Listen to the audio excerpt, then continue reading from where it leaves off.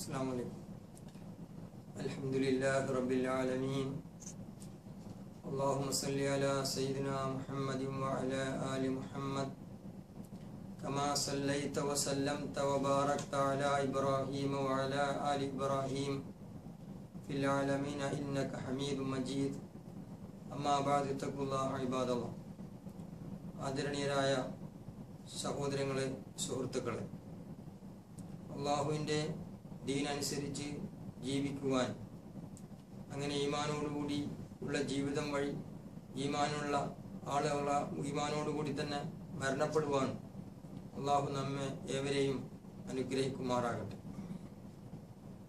5 നേരത്തെ നിർബന്ധ നമസ്കാരങ്ങൾ ഒരു പ്രദേശത്തുള്ള ആളുകൾ ഒന്നിച്ചുകൂടി ജമാഅത്തായി നിർവഹിക്കണമെന്നാണ് അള്ളാഹു നമ്മോട് നിർദ്ദേശിച്ചിരിക്കുന്നത്.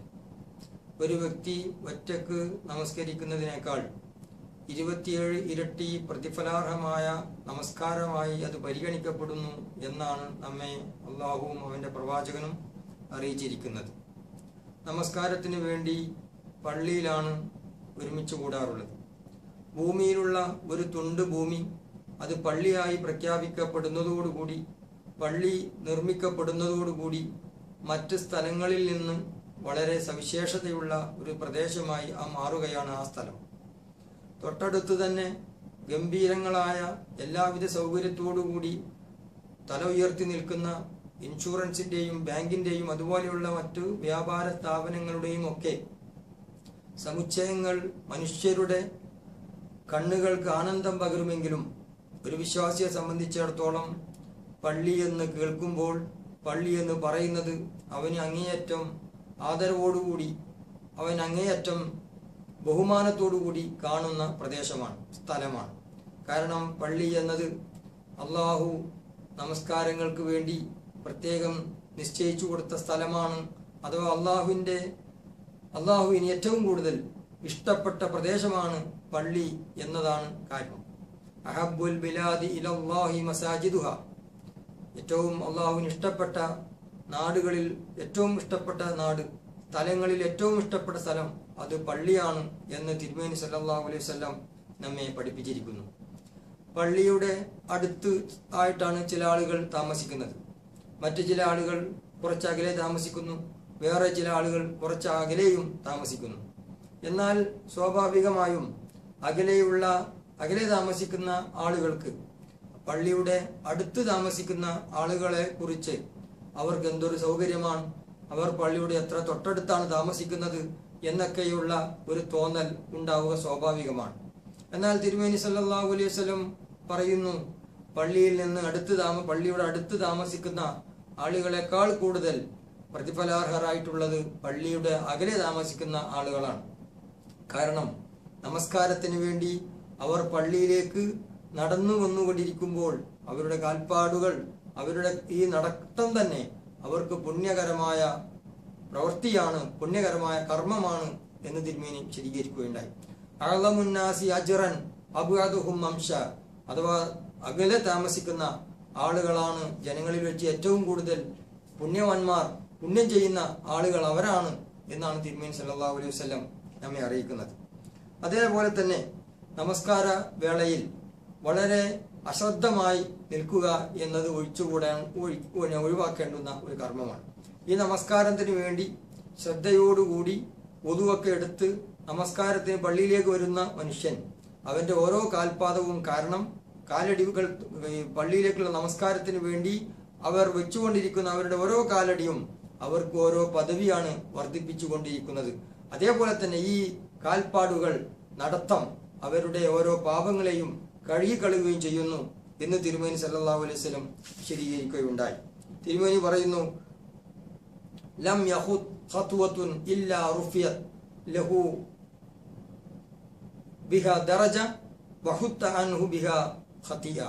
ഈ നമസ്കാരത്തിന് വേണ്ടിയുള്ള അവന്റെ ഓരോ കാൽപ്പാടുകളും കാലടികളും അവന് ഓരോ പദവി വർദ്ധിപ്പിച്ചു കൊടുക്കുന്നു. അതോടൊപ്പം തന്നെ അവന്റെ ഓരോ പാപങ്ങളെയും ഇല്ലാതാക്കി കളയുന്നു എന്ന് തിരുമേനി പറയുകയുണ്ടായി. അബൂ സലമ ഗോത്രം മദീനയിൽ പള്ളിയിൽ നിന്ന് കുറച്ച് അകലെയുള്ള ഒരു പ്രദേശത്തായിരുന്നു താമസിച്ചിരുന്നത്. പള്ളിയുടെ തൊട്ടടുത്ത ഒരു സ്ഥലം താമസത്തിന് വേണ്ടി ലഭിക്കാനുണ്ട് എന്ന് കേട്ടപ്പോൾ അവർ അങ്ങോട്ട് താമസം മാറ്റുവാൻ തീരുമാനിക്കുകയുണ്ടായി.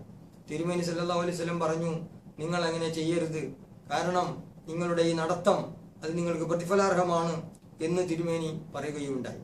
അതേപോലെ തന്നെ ഒരു മനുഷ്യൻ രാവിലെയോ വൈകുന്നേരമോ പൊതുവൊക്കെ ചെയ്ത് പള്ളിയിലേക്ക് നടന്നു വരുന്നു എങ്കിൽ അതുവഴി അവന് അള്ളാഹു ഒരു വിരുന്ന് കൊടുക്കുന്നു എന്ന് തിരുമേനി സല്ലല്ലാഹു അലൈഹി വസല്ലം പറയുകയുണ്ടായി. മൻ ഗദാ ഇലൽ മസ്ജിദി ഔ റാഹ അദ്ദല്ലാഹു ലഹു നുസ്ലഹു മിനൽ ജന്ന കുല്ലമാ ഗദാ ഔ റാഹ. അതാ ഒരു മനുഷ്യൻ രാവിലെയോ വൈകുന്നേരമോ പള്ളിയിലേക്ക് നടന്നു വരികയാണെങ്കിൽ അള്ളാഹു സ്വർഗത്തിൽ അവൻ അപ്പോൾ തന്നെ ഒരു ഒരുക്കിയിരിക്കുന്നു. ഈ വിരുന്ന് അവൻ രാവിലെയും വൈകുന്നേരവും ഓരോ പ്രാവശ്യവും പള്ളിയിലേക്ക് വരുമ്പോഴും പോകുമ്പോഴും ഉണ്ട് എന്നുകൂടി തിരുമേനി സല്ലല്ലാഹു അലൈഹി വസല്ലം വിശദീകരിക്കുകയുണ്ടായി. അങ്ങനെ നമസ്കാരത്തിന് വേണ്ടി പള്ളിയിലേക്ക് നടന്നു വരുന്ന മനുഷ്യൻ അള്ളാഹുവെ ഓർത്തുകൊണ്ട് പള്ളിയിലേക്ക് വലതുകാൽ വെച്ച് പ്രവേശിക്കുകയാണ്. പള്ളിയിലേക്ക് പ്രവേശിക്കേണ്ടത് വലതുകാൽ വെച്ചുകൊണ്ട് തന്നെ ആയിരിക്കണം എന്ന് തിരുമേനി നമ്മെ പഠിപ്പിച്ചിരിക്കുകയാണ്. മാത്രവുമല്ല, അല്ലാഹുമ്മ അഫ്തഹ് ലി അബ്വാബ റഹ്മതിക എന്ന് പ്രാർത്ഥിച്ചുകൊണ്ട് വലതുകാൽ വെച്ച് പ്രവേശിക്കണം എന്ന് പഠിപ്പിച്ചിരിക്കുന്നു. അള്ളാഹുവേ, നിന്റെ കാരുണ്യത്തിന്റെ കവാടങ്ങൾ എനിക്ക് നീ തുറന്നു തരണമേ എന്ന് പ്രാർത്ഥിച്ചുകൊണ്ട് പള്ളിയിലേക്ക് കടക്കുന്ന മനുഷ്യൻ ജമാഅത്ത് നമസ്കാരത്തിന് ഇനിയും സമയം ബാക്കിയുണ്ടെങ്കിൽ അദ്ദേഹം ഉടനെ തഹിയ്യത്ത് നമസ്കാരം നിർവഹിക്കുന്നു. അങ്ങനെ അദ്ദേഹം നമസ്കാരത്തിന് വേണ്ടി പള്ളിയിൽ കാത്തിരിക്കുകയാണ്. ഈ കാത്തിരിപ്പിലുടനീളം അള്ളാഹുവിന്റെ മാലാഖമാർ മലക്കുകൾ അവന് വേണ്ടി പ്രാർത്ഥിച്ചുകൊണ്ടിരിക്കുന്നു എന്നും നമ്മൾ അറിയേണ്ടതുണ്ട്. അങ്ങനെ പള്ളിയിലേക്കുള്ള നമ്മുടെ നടത്തവും അങ്ങനെ പള്ളിയിൽ പ്രവേശിച്ചതിന് ശേഷമുള്ള നമ്മുടെ കാത്തിരിപ്പും ഒക്കെ അള്ളാഹു നമുക്ക് അതുകൊണ്ട് കൂടുതൽ പുണ്യങ്ങളാണ് നൽകിക്കൊണ്ടിരിക്കുന്നത് എന്ന് നമ്മൾ മനസ്സിലാക്കുക. അതേപോലെ തന്നെ പള്ളി എന്ന് പറയുന്ന ഈ പള്ളിയിൽ നമസ്കാരത്തിന് വേണ്ടി നിൽക്കുന്ന മനുഷ്യന് മുമ്പാകെ ഒരു മറയുണ്ടായിരിക്കണം എന്ന് അള്ളാഹു നമ്മോട് നിർദ്ദേശിച്ചിരിക്കുന്നു. മനുഷ്യന് നമസ്കരിക്കുന്നവന്റെ മുമ്പിൽ ഒരു തൂണ് അല്ലെങ്കിൽ ഒരു വടിയോ അല്ലെങ്കിൽ ഒരു വൃക്ഷമോ എന്തെങ്കിലും ഒരു തൂണ് അല്ലെങ്കിൽ ചുമർ എന്തെങ്കിലും ഒന്ന് മറയുണ്ടായിരിക്കണം എന്ന് തിരുമേനി നമ്മെ പഠിപ്പിച്ചിരിക്കുന്നു. ഈ മറയില്ലെങ്കിൽ ഒരു വരയെങ്കിലും വരക്കണം എന്നാണ് നമ്മോട് നിർദ്ദേശിച്ചിരിക്കുന്നത്. അഥവാ ഈ ജമാഅത്തായിട്ടാണ് നമസ്കരിക്കുന്നതെങ്കിൽ ഈ മറ ഇമാമിന്റെ മുമ്പിൽ മാത്രം ഉണ്ടായാൽ മതി. ഇമാമിന് ശേഷം പിന്നിൽ ബാക്കിയുള്ള അണികളിലായിട്ടാണ് മറ്റുള്ള ആളുകൾ നിൽക്കേണ്ടത്. ഈ മറയുടെയും നമസ്കാരത്തിന് വേണ്ടി നിൽക്കുന്ന ആളുടെയും ഇടയിലുള്ള സ്ഥലം അവന് വേണ്ടി മാത്രം റിസർവ് ചെയ്തു വെച്ചിട്ടുള്ള സ്ഥലമാണ്. ഈ നമസ്കാരം കഴിയുന്നത് വരെ അതിനു മുന്നിലൂടെ ഒരാൾക്കും നടക്കുവാൻ അധികാരമില്ല, അവകാശമില്ല.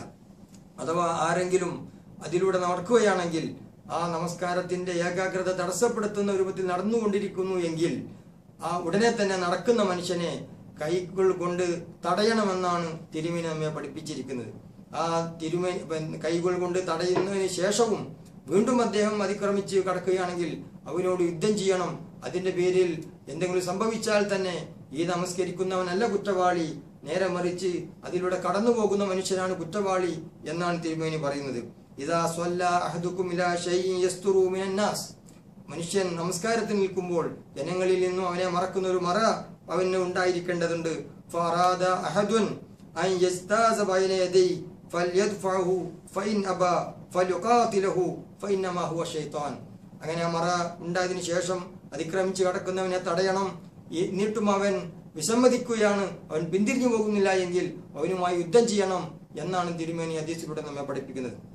മാത്രവുമല്ല, ഇങ്ങനെ നമസ്കരിക്കുന്നവന്റെ മുന്നിലൂടെ നടന്നു പോകുന്ന മനുഷ്യൻ എന്താണ് അവൻ ചെയ്യുന്നത് എന്നതിനെ കുറിച്ച് അവൻ മനസ്സിലാക്കിയിരുന്നുവെങ്കിൽ അദ്ദേഹം ഒരുപാട് സമയം നമസ്കാരം കഴിയുന്നതുവരെ കാത്തിരിക്കുകയാണ് അവന് ഏറ്റവും ഉചിതമായിട്ടുള്ളത് എന്നുകൂടി തിരുമേനി സല്ലല്ലാഹു അലൈഹി വസല്ലം നമ്മെ പഠിപ്പിക്കുകയാണ്. ലൗ യഅലമുൽ മാർ ബൈന യദയിൽ മുസല്ലി മാദാ അലൈഹി ലകാന അൻ യഖിഫ 40 ഖൈറൻ ലഹു മിൻ അൻ യമുറ ബൈന യദൈഹി. അഥവാ നമസ്കരിക്കുന്ന മനുഷ്യന് മുമ്പിലൂടെ നടക്കുന്നവൻ എന്താണ് ഈ കാര്യത്തിന്റെ ഗൗരവം എന്ന് അറിഞ്ഞിരുന്നുവെങ്കിൽ 40 ദിവസത്തോളം ആ നമസ്കാരം കഴിയുന്നതുവരെ കാത്തിരിക്കേണ്ടി വരികയാണെങ്കിൽ അത് കാത്തിരിക്കുന്നതാണ് മുന്നിലൂടെ നടക്കുന്നതിനേക്കാൾ ഏറ്റവും ഉത്തമം എന്ന് തിരുമേനി പഠിപ്പിക്കുകയുണ്ടായി. അതേപോലെ തന്നെ മനുഷ്യന്റെ ഏകാഗ്രത നഷ്ടപ്പെടുത്തി കളയുന്ന രൂപത്തിൽ വിശപ്പ് ഉണ്ട് എങ്കിൽ ആ വിശപ്പ് അകറ്റിക്കൊണ്ട് മാത്രമേ നമസ്കാരത്തിന് വേണ്ടി പ്രവേശിക്കാൻ പാടുള്ളൂ എന്ന് തിരുമേനി നമ്മെ പഠിപ്പിക്കുകയാണ്. അതേപോലെ തന്നെ മലമൂത്ര വിസർജനത്തിന് തിടുക്കമുള്ള സമയത്താണെങ്കിൽ അവ രണ്ടും നിർവഹിച്ചതിന് ശേഷമേ നമസ്കാരത്തിലേക്ക് പ്രവേശിക്കാൻ പാടുള്ളൂ എന്നും തിരുമേനി നമ്മെ അറിയിക്കുകയാണ്. ലാ സ്വലാത്ത ബിഹദറത്തി തആം വലാ ഹുവ യുദാഫിഉൽ അഖ്ബസാൻ. മലമൂത്ര വിസർജനത്തിനുള്ള തിടുക്കം അവനെ പ്രയാസപ്പെടുത്തുമെങ്കിൽ അത് കഴിഞ്ഞതിന് ശേഷം നമസ്കരിക്കുക. അതേപോലെ തന്നെ ഭക്ഷണം തയ്യാറായി കഴിഞ്ഞിട്ടുണ്ടെങ്കിൽ വിശപ്പിനുള്ള സമയമാണ്, വിശപ്പുള്ള വേളയിൽ ഭക്ഷണം ഉണ്ടെങ്കിൽ ഭക്ഷണം കഴിച്ചതിന് ശേഷമാണ് നമസ്കാരത്തിന് വേണ്ടി നിൽക്കേണ്ടത് എന്ന് തിരുമേനി നമ്മെ പഠിപ്പിക്കുകയാണ്. അതേപോലെ തന്നെ നമ്മുടെ ശ്രദ്ധ തെറ്റിച്ചു കളയുന്ന രൂപത്തിൽ നാം മേൽപോട്ട് നോക്കുക, ദൃഷ്ടി മേലോട്ട് വായിപ്പിച്ചുകൊണ്ട് നമസ്കരിക്കുക, അതും തിരുമേനി നിരുത്സാഹപ്പെടുത്തിയിരിക്കുന്നു.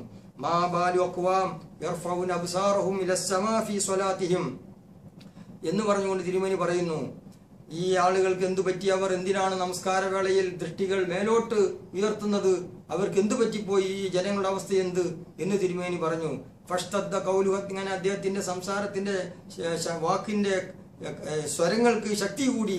എന്നിട്ട് തിരുമേനി പറഞ്ഞു, അവർ അത് നിർത്തുന്നില്ല എങ്കിൽ, അതിൽ നിന്ന് അവർ വിരമിക്കുന്നില്ല എങ്കിൽ അവരുടെ ദൃഷ്ടികൾ റാഞ്ചിപ്പോകുക തന്നെ ചെയ്യും എന്ന് തിരുമേനി താക്കീത് ചെയ്യുക കൂടി ഉണ്ടായി എന്നും കൂടി നമ്മൾ മനസ്സിലാക്കേണ്ടതുണ്ട്. അതേപോലെ തന്നെ അശ്രദ്ധയോടുകൂടി നമസ്കരിക്കുക, അലസമായ നമസ്കാരത്തിനോട് സമീപിക്കുക എന്നതും നമ്മൾ ഒഴിവാക്കേണ്ടുന്ന കാര്യമാണ്. കാരണം ഫവൈലുൽ മുസല്ലീൻ അല്ലദീന ഹും അൻ സ്വലാത്തിഹിം സാഹൂൻ.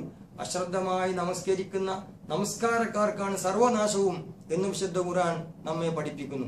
അതേപോലെ തന്നെ വലാ യഅ്തൂന സ്വലാത്ത ഇല്ലാ വഹും കുസാല, മടിയോടുകൂടി അലസതയോടുകൂടി മടിയന്മാരായിക്കൊണ്ട് മാത്രമേ അവർ നമസ്കാരത്തെ സമീപിക്കുന്നുള്ളൂ എന്ന് വിശ്വാസികളല്ലാത്ത അഥവാ കപടവിശ്വാസികളും ഒക്കെ ആയ ആളുകളെ കുറിച്ചുള്ള ഒരു പരാമർശം വിശുദ്ധ ഖുർആനിൽ നമുക്ക് കാണാൻ കഴിയും. അലസമായി അശ്രദ്ധമായി മടിയോടുകൂടി നമസ്കാരത്തെ സമീപിക്കുക എന്നത് വിശ്വാസിയെ സംബന്ധിച്ചിടത്തോളം ഒരിക്കലും ഭൂഷണമല്ല എന്ന് നമ്മൾ അറിയേണ്ടതുണ്ട്. അങ്ങനെ ഏകാഗ്രതയോടുകൂടി നമസ്കാരത്തിൽ ശ്രദ്ധ കേന്ദ്രീകരിക്കുക, ഉണ്ടാകുന്ന അവസ്ഥ മാത്രം ആ അവസ്ഥയിൽ നമ്മൾ നമസ്കാരത്തെ സ്വീകരിക്കുക. മാത്രവുമല്ല, നമസ്കാരത്തിന് വേണ്ടി നമ്മൾ അണിയായി നിൽക്കുകയാണ്. ഒരേ ഇമാമിന്റെ കീഴിൽ അണിയണിയായി നമ്മൾ നിൽക്കാൻ നമ്മോട് കൽപ്പിച്ചിരിക്കുന്നു. എന്നെ കാണുമ്പോൾ എഴുന്നേറ്റ് നിൽക്കേണ്ടുന്ന ആളുകൾ, എന്നെ കാണുമ്പോൾ മുട്ട കുറയ്ക്കേണ്ടുന്ന ആളുകൾ, എന്റെ പ്രതീക്ഷിച്ചുകൊണ്ട് എന്റെ പരിപാടിക്കൽ കാത്തു നിൽക്കേണ്ട ആളുകൾ, അവരുമായി തോളോട് ചേർന്ന് നിന്നുകൊണ്ട് നമസ്കരിക്കുകയോ അതെനിക്ക് അസഹ്യമാണ് എന്നാണ് ഒരു വിശ്വാസിയുടെ മനസ്സിൽ ചിന്ത വരുന്നതെങ്കിൽ ആ മനുഷ്യൻ ഒരിക്കലും തന്റെ റബ്ബുമായുള്ള ഈ അഭിമുഖഭാഷണം നല്ല രൂപത്തിൽ അദ്ദേഹത്തെ നിർവഹിക്കാൻ സാധിക്കുകയില്ല. എല്ലാ ഉച്ചനീചത്വങ്ങളെയും എല്ലാ അസമത്വങ്ങളെയും ഇല്ലായ്മ ചെയ്യുന്ന ഒരു മാനസികമായ അവസ്ഥയിലേക്കാണ് ഈ ആരാധനാ കർമ്മം വിശ്വാസിയെ കൊണ്ടെത്തിക്കുന്നത്. അങ്ങനെ മാനസികമായി ഒരേ ഇണക്കത്തോടുകൂടി ഒരേ മനസ്സോടുകൂടി നമസ്കാരത്തിന് അണിയണിയായി നിന്നുകൊണ്ട് വേണം നമസ്കാരത്തെ സമീപിക്കുവാൻ നിർബന്ധമായ ഈ സംഘടിത നമസ്കാരം നിർവഹിക്കപ്പെടുവാൻ. അങ്ങനെയാണ് നമസ്കരിക്കേണ്ടത്, അങ്ങനെയാണ് നമസ്കാരം നിർവഹിക്കപ്പെടേണ്ടത് എന്ന് നമ്മെ പഠിപ്പിച്ചിരിക്കുന്നു. ഈ ആരാധനാ കർമ്മത്തിലൂടെ നമ്മുടെ മനസ്സിൽ, വിശ്വാസികളായ ആളുകളുടെ മനസ്സിൽ സമത്വത്തിന്റെയും സമഭാവനയുടെയും അതുപോലെ തന്നെ എല്ലാ അസമത്വങ്ങളെയും ഇല്ലായ്മ ചെയ്തുകൊണ്ടുള്ള നല്ലൊരു ശുദ്ധമായ മാനസിക അവസ്ഥയിലേക്ക് നമ്മെ കൊണ്ടെത്തുക കൂടി ചെയ്യുന്നു എന്നുകൂടി നമ്മൾ മനസ്സിലാക്കേണ്ടതുണ്ട്. അങ്ങനെ ഏകാഗ്രതയോടുകൂടി ഒരേ ഇമാമിന്റെ കീഴിൽ അണിനിരന്നുകൊണ്ട് അള്ളാഹുവിന്റെ മുന്നിൽ നമസ്കാരത്തിന് വേണ്ടി നമ്മൾ തയ്യാറായി നിൽക്കുന്നു. അങ്ങനെ അള്ളാഹുവോട് പ്രാർത്ഥിക്കുവാനുള്ള ആവേശകരമായ ഒരു മനസ്സോടുകൂടിയാണ് നമസ്കാരത്തിലേക്ക് വിശ്വാസി പ്രവേശിക്കുന്നത്. അള്ളാഹു അവന്റെ മുനാജാത്തിൽ നല്ല ആവേശത്തോടുകൂടി അങ്ങേയറ്റത്തെ സന്തോഷത്തോടുകൂടി അവൻ നമുക്ക് നൽകിയ, അവനുമായി എല്ലാം പങ്കുവെക്കാൻ നമുക്ക് നൽകിയ ഒരു സമ്മാനം എന്ന നിലയിൽ ആ ഗൗരവത്തോടുകൂടി നമസ്കാരത്തെ സ്വീകരിക്കുവാനും നമസ്കാരത്തെ അംഗീകരിക്കുവാനും നമസ്കാരത്തിൽ പ്രവേശിക്കുവാനും അള്ളാഹു നമ്മെ എല്ലാവരെയും അനുഗ്രഹിക്കുമാറാകട്ടെ. വാഖിറു ദഅ്വാനാ അൽഹംദുലില്ലാഹി റബ്ബിൽ ആലമീൻ. അസ്സലാമു അലൈക്കും.